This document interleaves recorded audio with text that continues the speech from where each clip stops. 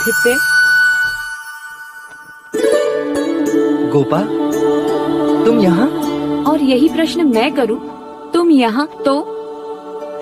वहाँ राजप्रसाद में सब तुम्हें ढूंढ रहे और तुम हो कि माना कि कोई डांटे तो बुरा लगता है, पर इसका अर्थ ये नहीं कि तुम सबसे रूठकर इस तरह वन प्राणी बन जाओ।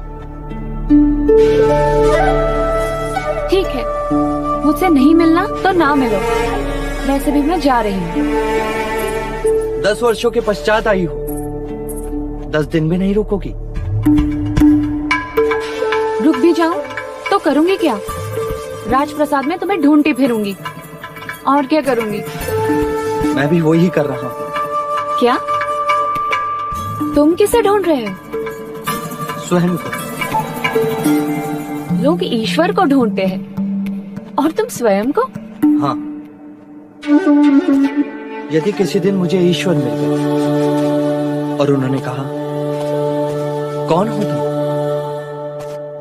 तो क्या कहूंगा मैं, जब मैं स्वयं को नहीं जानता? तो जान लो, देख लो, मिल लो मेरी आंखों में स्वयं से।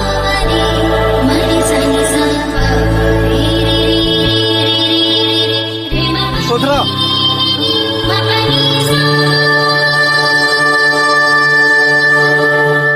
तुम्हारे जाने का समय हो गया गोपा। जाने से पहले तुमसे एक बात कहनी थी सिद्धार्थ। क्या? यदि तुम बुरा ना मानो तो।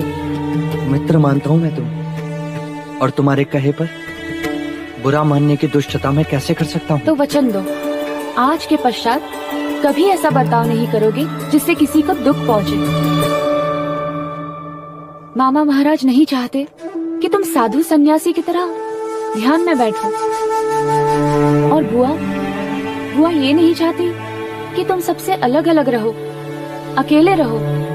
मैं कभी अकेला नहीं होता। प्रत्येक क्षण मेरे प्रश्न मेरे साथ होते। ये प्रश्न ही तुम्हारी समस्या के जड़ हैं। हमारे देवदाह में एक गुरुजी आए थे, बड़ी अच्छी बात कही थी उन्होंने। जीवन को इतनी गंभीरता से ना जियो बालक, अन्यथा जीवन नीरस हो जाएगा। यशोधरा, और तुम भी द्रोणोदन काका के बुलावे को अनसुना ना करो बालिके, अन्यथा वो क्रोधित हो जाएंगे।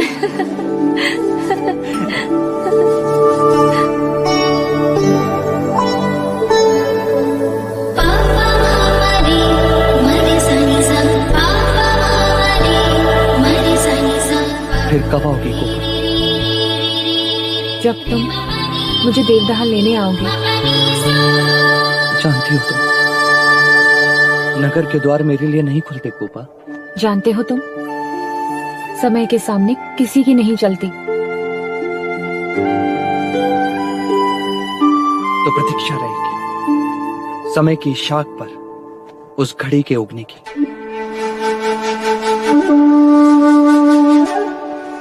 जाते जाते एक और बात कहनी थी सिद्धार्थ। जा रही हो तुम? हाँ, वो तो है। कहो। पिछली बार देवदाह जाते समय तुमने मुझे बीज दिए थे। सारा देवदाह फूलों से भर गया है, पर इस बार मेरी भेंट उधार रही।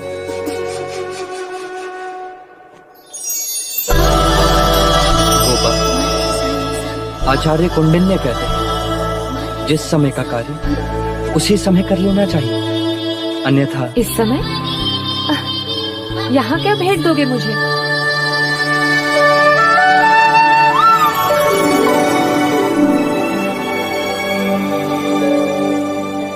बीज दिए तो देवदाह फूलों से भर गया।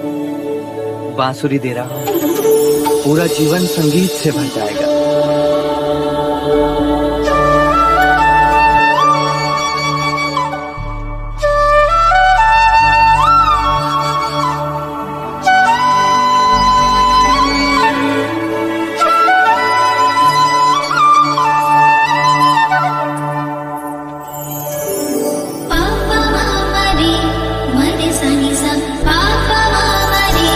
Mari sani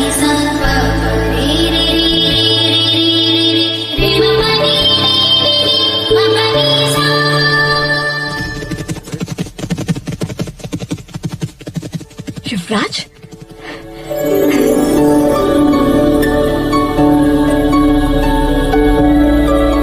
महादेवी, युवराज आ गए। महादेवी,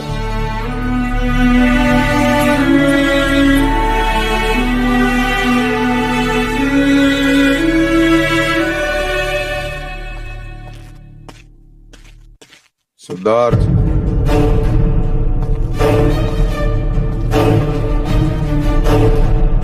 कहाँ से आ रहे हो? उद्यान में टहलने गया था पिताजी। अथवा ध्यान में बैठने के लिए गए थे या बांसुरी बजाने? बांसुरी तो मैंने गोपा को दे दी। ये लो मेरी तलवार।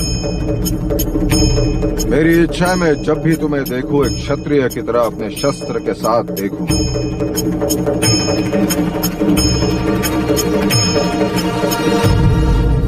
इसका भार मैं नहीं उठा सकता।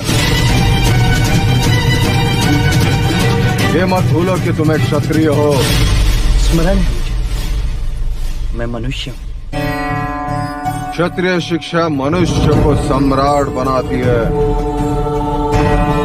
और तुम्हारी शिक्षा ने तुम्हें इतना निर्बल बना दिया है कि अपने पूर्वजों की तलवार का बोझ नहीं उठा सकते। और तुम्हारे कक्ष में चीते की मूर्ति का क्या अर्थ है? उसकी पीड़ा मेरे हृदय पर घात कर रही थी और मेरे मन उस पत्थर पर घात कर रही और मूर्ति बन गई। सिद्धार्थ, कर्म ऐसे करो जिसपे अभिमान हो, ना के। जी महादेवी, जाओ जाके भोजन का प्रबंध करो। युवराज ने सुबह से कुछ नहीं खाया। सिद्धार्थ, चाहो तो जाके स्नान कर लो।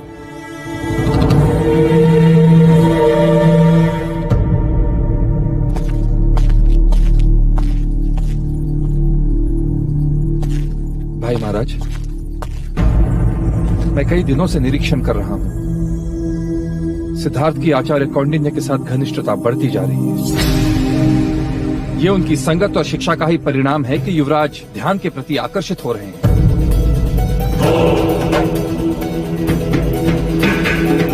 हमें आचार्य कौंडिन्य को उनके कार्य से मुक्त कर देना चाहिए। 100% दादाश्री। वैसे भी शिक्षा के नाम पे उनके पास सिखाने के लिए कुछ नहीं रहते, केवल दक्षिणा की लालसा है बस। नहीं महाराज, हमें ऐसा कुछ नहीं करना चाहिए। आचार्य कौंडिन्य कपिल वस्तु के सबसे बड़े बुद्धिजीवी हैं। उनकी संगत में रहकर सिद्धार्थ को सही मार्ग मिलेगा। उनके ज्ञान से हमें सिद्धार्थ को वंचित नहीं रखना चाहिए।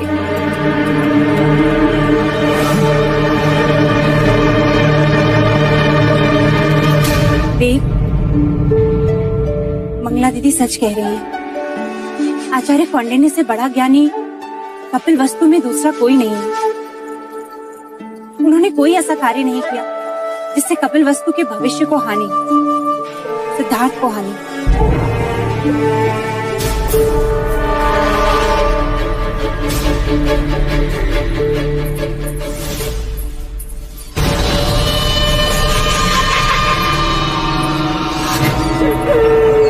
देवदत्त, आपको क्या आवश्यकता थी मजलिका की बात का विरोध करने की मां? आप तो जानती हैं कि गुरुवर कौंडिन्य सिद्धार्थ के कितना निकट है और मुझसे कितने मतभेद हैं उनके। बचपन से लेकर आज तक हमेशा उन्होंने सिद्धार्थ का पक्ष लिया है, मुझसे केवल घृणा की है। और आज जब उनकी निवृत्ति की बात आई तो आपने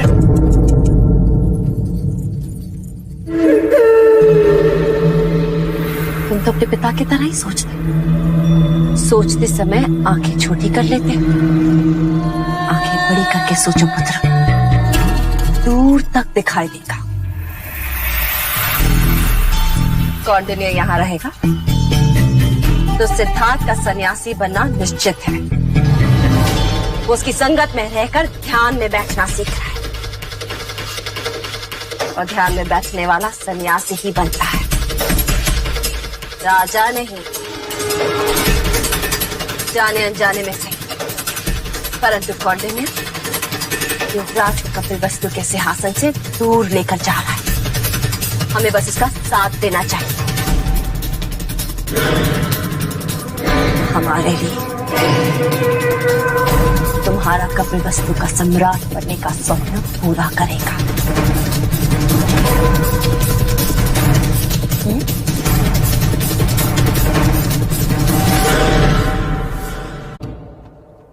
मेरा हृदय ग्लानि से भरा है। मुझे मेरी बात को समझ ही नहीं रहा। सब मेरी बात का विरोध कर रहे हैं। गुरुदेव, क्या ज्येष्ठ के कृत का विरोध करना अनुचित था? युवराज, जिस प्रकार हाथ की पांचों उंगलियां समान नहीं होती, उसी प्रकार मनुष्य की प्रकृति भी एक समान नहीं होती। तुम अहिंसा को मानते हो, देवदत्त। चीते ने अपनी प्रकृति में अधीन होकर बच्चे पर घात किया और देवदत्त ने अपनी प्रकृति के अनुसार चीते का शिरच्छेद किया। तुमने अपनी प्रकृति के वश में होकर बच्चे के प्राण बचाए। जो कर सकते थे वो तुमने किया। इसमें ग्लानि से पीड़ित मत हो सिद्धार्थ।